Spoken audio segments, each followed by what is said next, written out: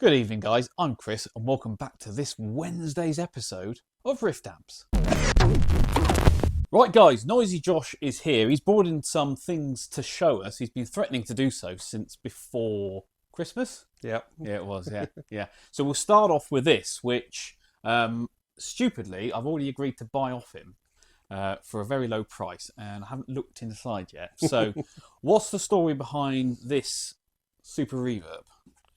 So this is an amp I picked up on January the 1st. I didn't last a single day of 2025 without buying an amp. Yeah. And I picked up from Simon Law of SVL Guitars, who... Oh, cool. Yeah, apparently he used to... I think the story was he used to gig it in the kind of early 2000s. I think Matt Schofield borrowed it for some studio stuff at some point. Somewhere along the way it died and got put aside, and he's just kind of recently got it out of storage and was... I think looking to make some space. So it's been in storage. It died, and then it went into storage. Do we know how long for? I think about 15 years, probably something like that. Cool. So quite a while. And he's dug it out, and you bought it off him. I did, yes. Why did you buy it off him? I bought it for the speakers. Okay, so we start with those then. Let's spin it around. Because it's got 3/4 of a quad of JBL Fender branded D110Fs. Why has it only got 3 of them? The story he told me, he was trying to go for the kind of 3x10 Bandmaster mismatched impedance thing. Right, yeah. The 2.8 ohm thing, yeah. And well, it I'm might kind even be low on that. Yeah, go on. Kind of relieved because they're heavy enough, just 3 of them in there, so okay, that's enough. So, but he sold this to you for a very small amount of money. Yes, very reasonable. Won't say what it is. And we've now done a deal, before I've even looked inside it, which I might regret, is that you're going to keep the speakers and I get everything else. Yes. Yeah? Absolutely. Essentially, you get your money back and a free set of speakers. Yep. Yeah? So, but we will pull the chassis whilst you're here, and we'll have a look and see if I'm going to win or if I've lost. If you're going to let me leave. Yeah. So it's got a full set of valves in it. Well, I assume a full set of valves. Yeah, he was very kind to give me a set as I left. Now, I'm judging by the state of the rust on the chassis, and from what I can see on the transformers, we'll pull the rear panel, that it's been stored somewhere damp, because there's quite a bit of mould on this and a bit of rust. There's an old valve there, but some Fender branded replacements. Cool. So we think it is a late one. We're not sure on the year yet, are we? I believe 78, but... Okay, It's got the master volume with the push-pull feature, so we know it is a later model. Now, you haven't tried to turn it on. No. And Simon says that it just blows fuses even with no valves in. Yes. So there could be something inside that's not... Well, there will be something inside that's not quite right. So, but that'll be on me, not on you. Yep. Yeah. Okay. So we'll just look at the cabinet. You can see it's got the tilt back legs, but there is some... I should probably be wearing gloves, shouldn't I? You know. Should I go get a glove? Okay. You just do some B-roll.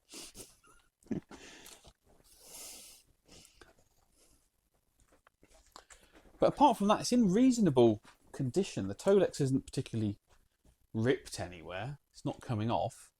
We look up at the top. It's an export model, so it's got the voltage selector.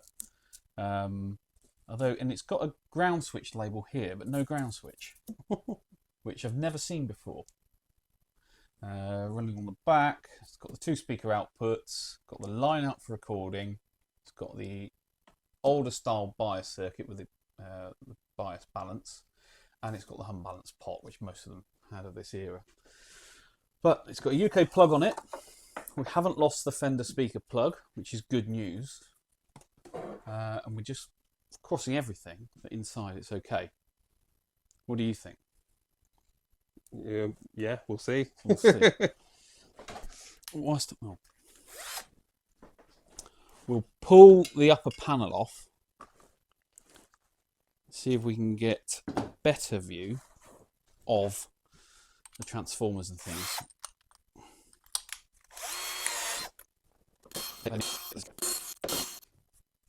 Okay. It's ultra linear as well, isn't it? So it should be, yeah, it is 70 watts. Yeah. So just like the Bassman.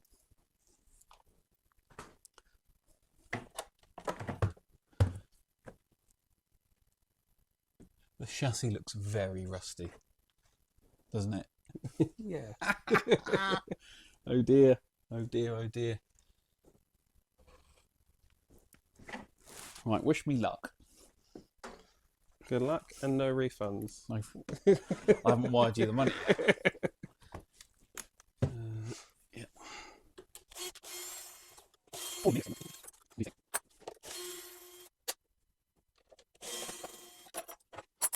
You know when people do that thing where they say, I genuinely haven't looked inside before, and you think, yes, you have, you're a liar. But really, that's the case now. I can confirm this is the first time. There we go.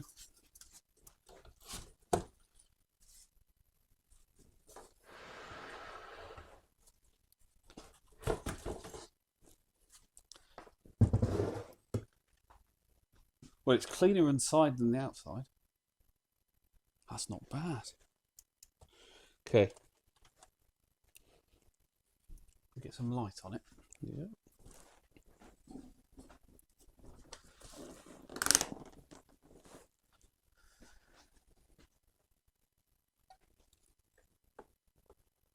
I don't see anything burnt. You might be regretting this, Josh, rather than me, because I can clean up the rust, but inside it's pretty clean. Pretty clean. Much cleaner than the outside, that's Yeah, for sure. yeah. Should we spin it over and show them? Yep.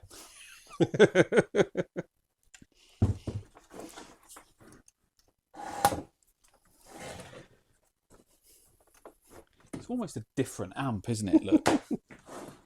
Almost a different amp. So transformer, 42nd week of 68 or 78.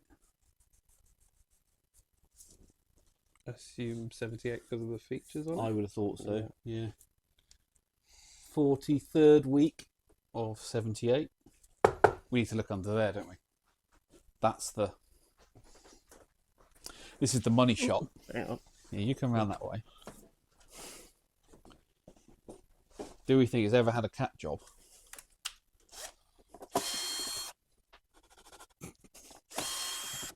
It's rustier than cars that live by the sea. Reverb transformer, 38th week of 78. Yeah. Right, place your bets then. Original caps? No, I would assume Simon would have at least kept it running healthy, would be my guess.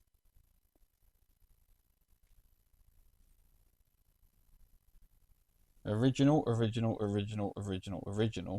But it's had the 2 reservoir caps replaced. Although they've just been tacked on though.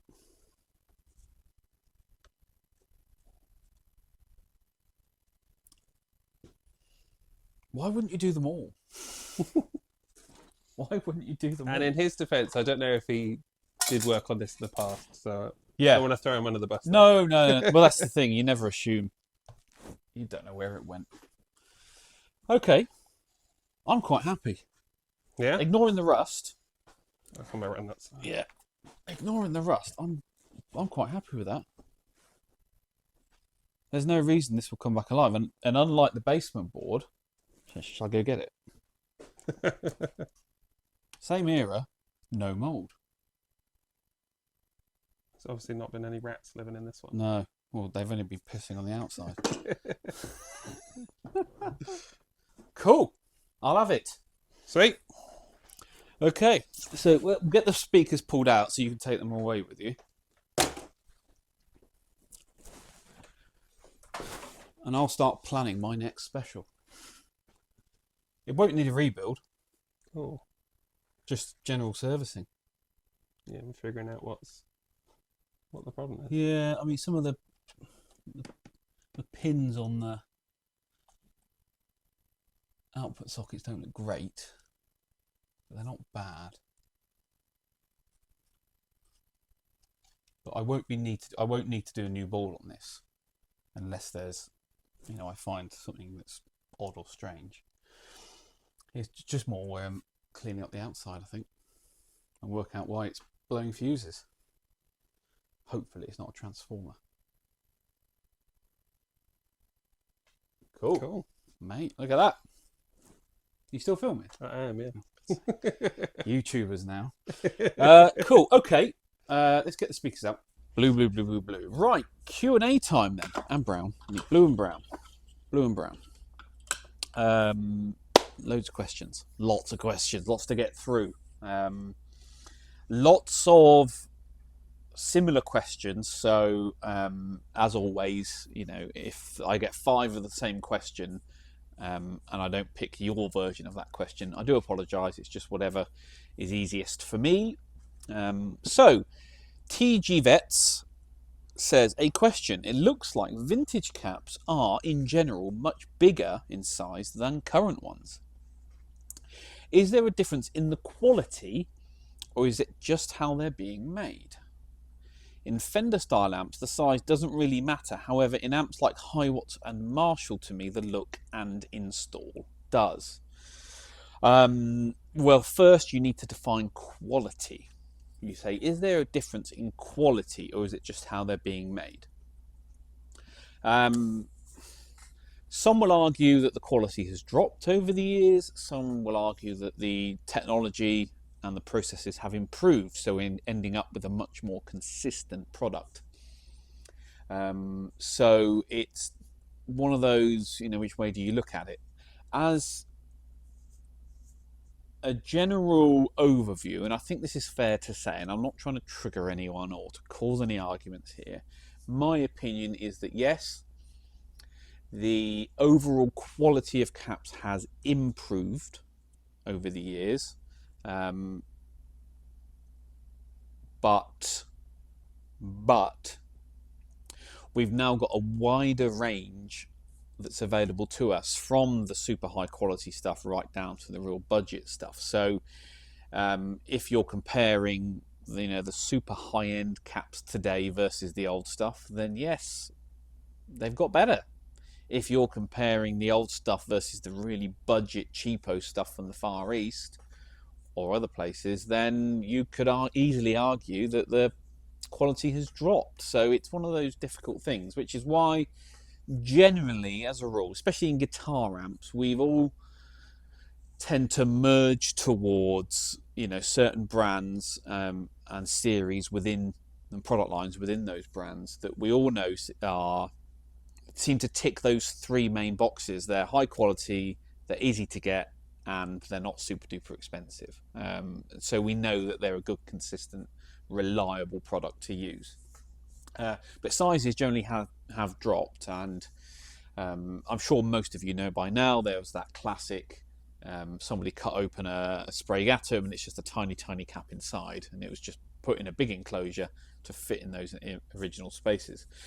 But yeah, I mean, it's one of those things. So, but you say in amps like Hiwatts and Marshalls, to me, the look and install does. Well, can caps are different, really, aren't they? Because they've got to fit the original mounting style, which is usually 35 or 40 millimeters in diameter. So yeah, you've got those different things. I mean, I don't like the big bright blue caps that people put in. I prefer the stealthier look of the black stuff, but whatever, who knows. You could probably discuss and argue this point for ages and ages, as many people on forums have done. But for me, I know what I like to use. I know what's consistent. I know which products I've then, you know, had to change after a couple of years, and which ones are still going much longer than that. So, you know, for me, proof is in the pudding. I know which ones have got the high failure rates and which ones don't, so I know what I prefer to use. And the F&Ts and the ones you get from Tube Amp Doctor and the JJs actually all seem to be pretty good. 2 of those. Right, sorry, Bulk says, what does he say? Talking about the Laney, I had a similar amp repair experience. I took my old Fender Twin to a very well-known and highly regarded repair guy. A self-professed Fender expert. Yeah, we all know those. He took my amp apart, charged me £50, probably $70, and a week later demanded I immediately picked it up as it was not fixable. Oh dear. 6 inches of brown. As it was not fixable. He literally said it was a write-off, sell it for parts, and gave it back to me in bits. I took it for a second opinion, and all it needed was a new switch that cost a few quid. It's something we see a lot. Now this goes to show something else that I've just done black, not brown. Have I? Yeah, I did. Oh dear. This goes to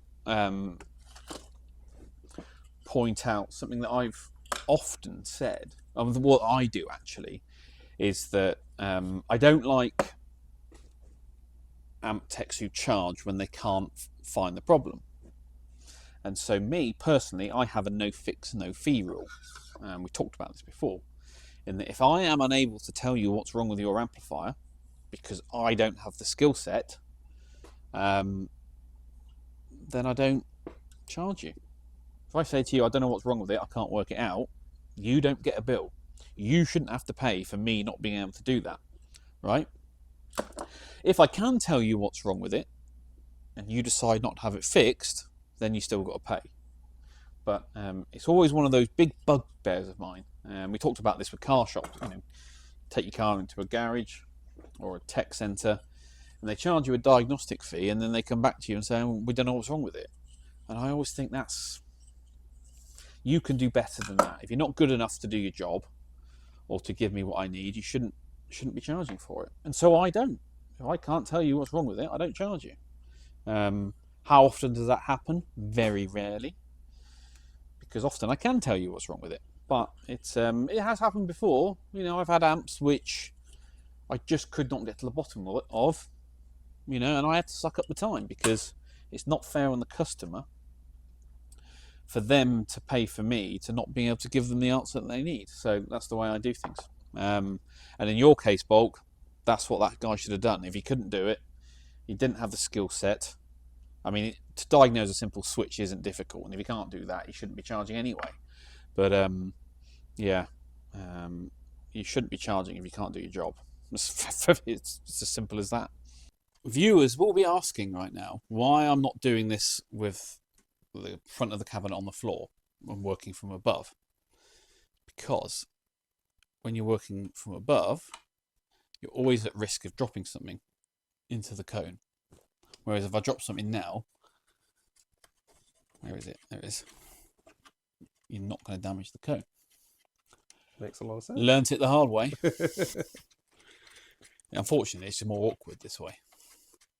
So you've essentially got 3 JBLs for free. Plus your travel. Yeah. Yeah, plus fuel. Yeah. Yeah. Yeah, I'm going to put 2 of them in a Tremolux cab that I've got. So I'm keen to hear what they're like in that. That one's good. That's a winner. And we'll do the last one. James B. Lansing.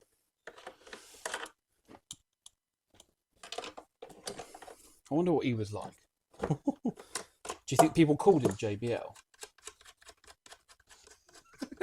Is that JBL again? No. He's always up to no good.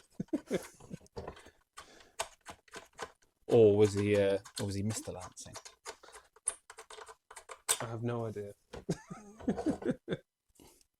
All good. Sweet. Bit of dust, but nothing.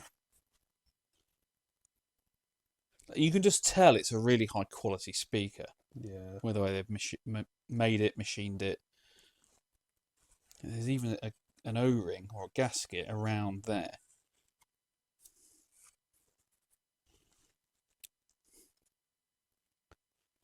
Yeah, really cool. Right. Watkins Copycat says, love that, Laney. Could you do a brief explanation of what the Klipp circuit is actually doing? Yeah, it's a differential amplifier circuit built into that first or second channel, whichever way you want to look at it, running in almost starvation mode. The idea is to create some sort of onboard treble booster fuzz circuit style thing, which works surprisingly well. So yeah, that's what it's doing. If you want to look into it more, there is some great articles online how it works.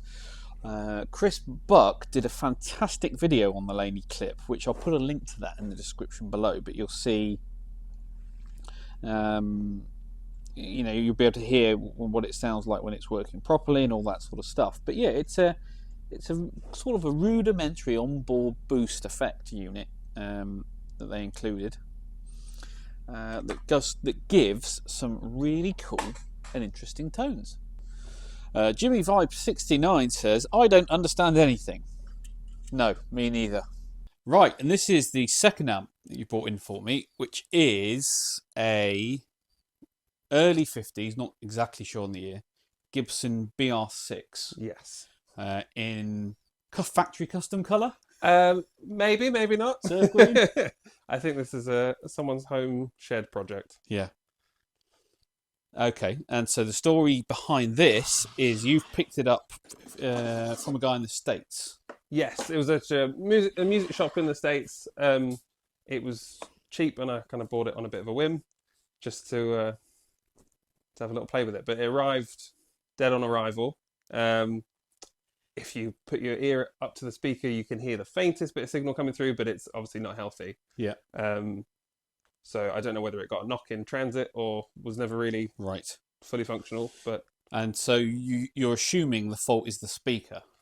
There are definitely rips on the speaker that have been taped up. Yeah. So I know it's not, that needs to be addressed ideally. But I don't know what exactly is wrong.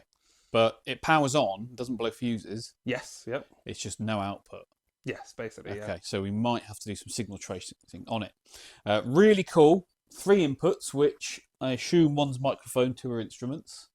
You might know. I don't know for sure, but that would usually how they did them. Single volume control with probably the coolest dial you'll ever see. Love that. And a Baker-like chicken knob, which is just, you just don't see those. Got a fuse. And has it got a fuse in it? Well, it must have if it turns on. Whoop. Made in USA. Cool. And that's it, really. So it's a floor-mounted chassis, which you rarely see these days now. We've got 2 6v6s, 5x3 rectifier. What have we got here? Little octal valve. That is a 6SN7, so that'll be a phase inverter, and a 6SJ7, cool, octal preamp valve, Kenrad. Jan, which is Joint Army and Navy. That's really cool. That's really cool. Fantastic. So we are going to go through this, not in this video, but I'll go through this, work out what the issues are, what the issues aren't. It's got a field core on the speaker. So this is not a permanent magnet speaker as we normally see in guitar amps. You'll see it's got an extra set of wires, which means the speaker only works when the amp is powered on and it's energized by the amp itself, rather than having literally a permanent magnet on the back. So that only becomes literally an electromagnet. Right. Yeah. Oh, interesting. You remember those? Yeah, yeah. So, but you can see you've got this blue tape where someone's tried to repair the speaker. So hopefully we can get away with just a recone on it, and we haven't got to have any of the coils rewound, which, but then you start to get into expensive money. Sure, yeah. Can these be converted to a permanent magnet setup? Yes, you can. So it does mean you've got to fit a small choke to the chassis. So depending on what we find, that might be an avenue we go down, but that's more of an extreme scenario. Hopefully the speaker's okay and we haven't got to get reconed, and it's the reason of the low output is something else. But we'll find out once we get it apart. I quite like the colour. It's cool, isn't it? Do you think it's like surf green? I think it's more of like a kind of Daphne blue thing to me. It's more, okay, yeah, I don't know if it's the light. It's kind of more blue than green. under daylight. And the grill obviously isn't original. Yeah. I can never remember the difference between Daphne and Surf. Which one's the more bluer? Daphne. Daphne's the bluer one. So, yeah. And then Lake Placid's really blue. Yes, yeah. There is another one. Well, there's Seafoam. Seafoam. Yeah. So that's greener still. Yeah. That's cool though. So we're going to get this up and running. Cool. And we'll do the bare minimum of that. So we'll do a resurrection, not a restoration. Yes, yeah. I think for this one, it's a bit of fun. And if it sounds good, you're probably going to keep it. Yes, yeah. For what I've got in it, it'll be fun to have. And if it's not quite what you're after, you'll probably put it up for sale. Probably, yeah. Yeah. And it'll be a great project for somebody. Yeah, I think so. Non-original Gibson logo, just painted on the front. Oh, I thought it was a water transfer. Oh, it might be actually. You can see the outline of a rectangle. I wonder what that is. Do you think these are the pinholes for the original logo? Yeah, so it normally came with a G badge. Yeah. And they were like a kind of dark brown leatherette covering. Oh, I see. Yeah. So it's been stripped and painted, I think. What was the original grill cloth? Was it a similar style? I can't remember off the top of my head. I'll pop a picture on the screen now, so we can see what they should look like, what they originally looked like. But I think it's got a cool vibe to it. Yeah, me too. Yeah. So if it's early 50s, so 52 is the first Les Paul, which you've got. Yeah. You've got a 52 Les Paul. What other guitars were around back then? Broadcasters. Was it the Nocaster in 51? 51, I think you have all three, because it goes to... They have the Nocaster for a few months in the middle. Yes. Yeah. So you get tellies right at the end of 51, I think, as well. So I think it would be cool to hear this with that style of guitar. Yes. And obviously your 52. Yeah, some period correct tones. Oh, absolutely. Excellent. Right, Gibson BR6. What was the difference between the 6 and the 9? Because the 9 came with the lap steel as the package. Yes, and there is a BR6 lap steel as well, so I think this would have come with that. So it came as a package deal? I think you could either buy them individually or together as a set. A set. I bet there's a brochure out there somewhere and we'll find it. That's cool. Someone will know. Put it in the comments. There'll be an expert on the internet somewhere who'll be able to tell us. But that's really cool. I like that. All right, we'll get that one going. W. Scott says, "Hi Chris, love the channel, have learned a lot, and as an OAP here in the States, I've taken up a hobby on working on vintage tube amps. Good for you. Love that. Anyway, I heard you mention today in inspecting one of your projects that it has a couple of terminal strips that were grounded to the chassis using the power transformer's mounting bolt, which is a no-no. I've heard other techs make the same comment, so I don't do it. But no one has ever explained why you shouldn't use the mounting bolt as a tie-down location. Would you mind answering that question? Thanks." Yeah, absolutely. So, first of all, there is nothing legally stopping you from using transformer bolts as a tie-down location for grounds. There's nothing in the regulations that say you can't do it, apart from one ground, which is actually an earth, which is your mains earth, which must go to its own dedicated point, because that point can serve no other purpose than to be your safety earth. So it can't have any other grounds going to it, it can't be supporting a transformer or any other component, it's got to be a dedicated point. But all your other grounds, there is nothing in the regulations that say you can't do that. So why do we then say it's a bit of a no-no? Well, it's quite simply that these things can work themselves loose. And first of all, you'll get an intermittent connection, and then slowly over time it will become a permanent disconnect. And then you've got to get this thing fixed. So it's a best practice thing rather than a legal thing. Now, we could get in further in information, get into more detail on that, but the the simplest and probably the easiest explanation that I can give to you is that we're always trying to find the optimal grounding scheme for our amplifiers. And with transformer bolts, as we saw in that Headstrong, he's used 2 transformer bolts for 2 different grounding points. And ideally, you want all your grounds going to a single point. Anything that's set different from that can then create noise. So that's an easy temptation. Of course, with a transformer, you might have 4 mounting bolts for a drop through or a frame style. And therefore the temptation is to use all 4 as separate grounding points. So it's a bit of a no-no. They can work their way loose and cause problems in the amplifier. Sometimes, however, we can't achieve the perfect world, the perfect scenario, and it just so happens that a transformer bolt might be positioned in the perfect place for a ground.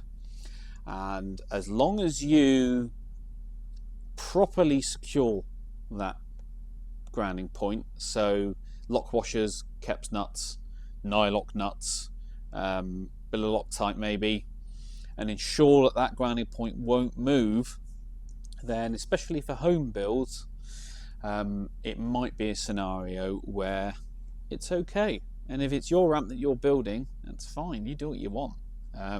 But there's nothing legally stopping you from doing it, but there is a risk, especially with the strain of a transformer on that point. And of course, amplifiers are subject to vibration, so you've got to work in that as well.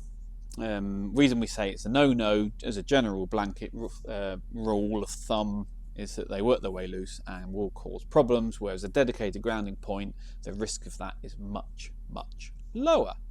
Okay, I'm having my mind blown a little bit on this Laney because I've just been working through it. It's up and running on the bench, and there's voltages where there should be voltages, but it's got very low output, and I'll show you on the scope. So injecting all the usual bits and pieces into the front end, and you can see I've got really, really low output. I'm struggling to get anything out of it really.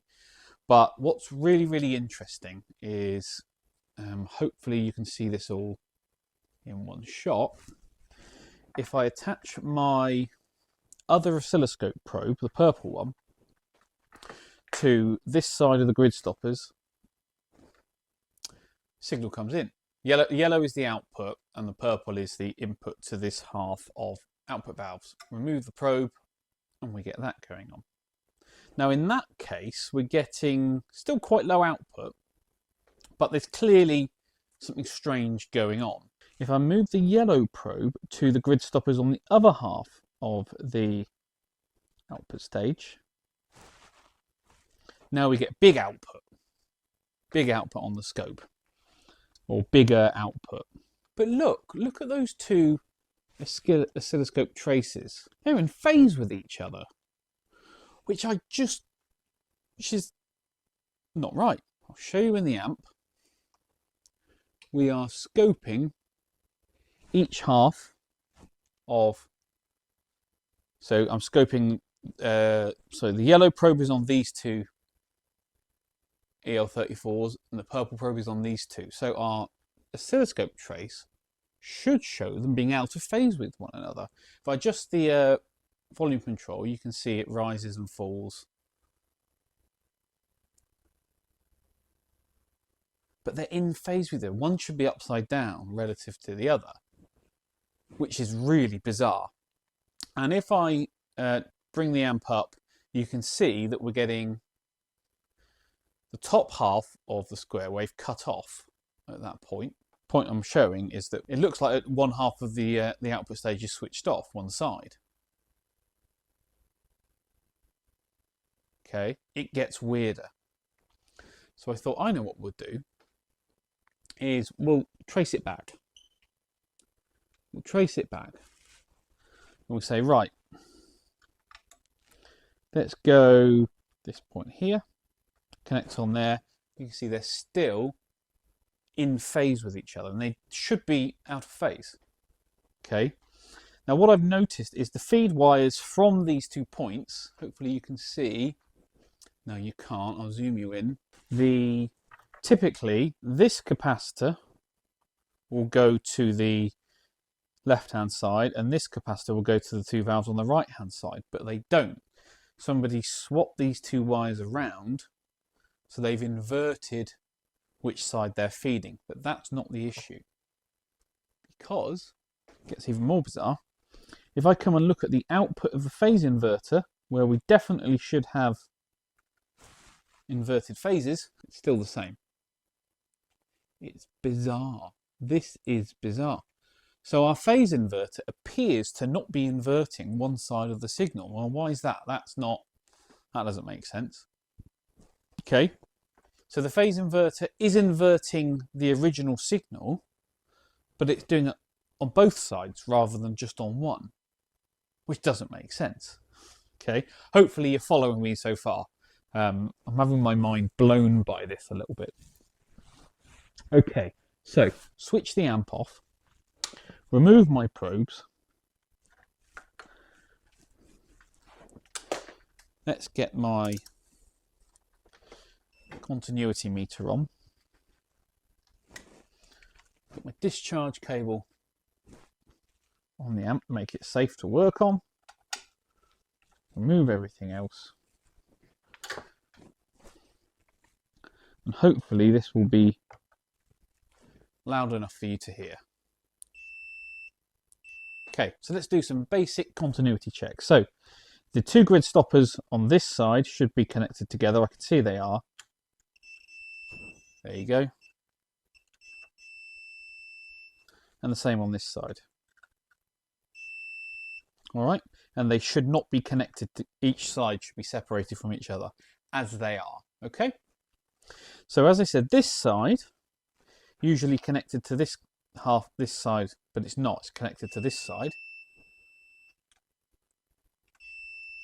and this side should be connected to this side, but it's not. It's connected to that side. So we know those two wires are the wrong way round, as convention usually tells us. Why have they been swapped? I don't know yet, but that's not the most bizarre thing. That is not the most bizarre thing. In fact, I could bring you round now and zoom you in, because we don't need the oscilloscope. So I'll do that again for you. This side connects to this side, and this side connects to this one. All right, so that's strange as it is. So I thought, okay, let's just, if the phase inverter is inverting both signals rather than just one, what's going on there? So let's do some basic continuity checks between the phase inverter circuitry, which is this part on the board here, and the phase inverter socket down here. Can you see? You can. So here is the anode for one side, which is this red wire, connects to pin 6 on the socket. Good. Okay. And this side connects to pin 1 on the socket. Yes, it does. Okay. This one here is the input grid, this white wire here, connected. This is the cathodes, which are tied together. And this is the input grid for this side. So everything's connected where it should be. But is it? Because, and this is what's absolutely blown my mind, why are the two anodes connected together? They should be separated. And they're not. You can do it on the socket as well, the two red wires.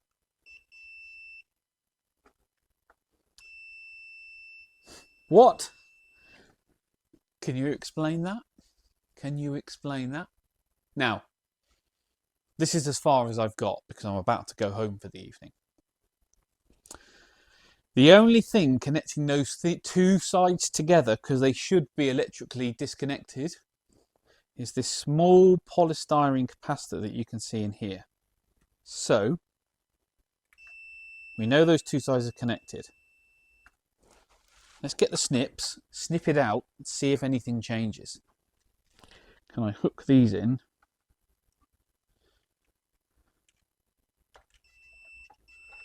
So we'll hear that when the beep changes, we know they're no longer connected. Behave.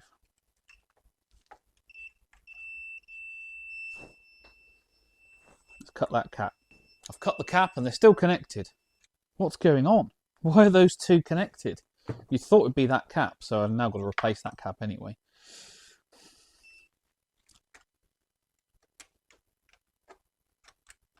Oh, wait, what?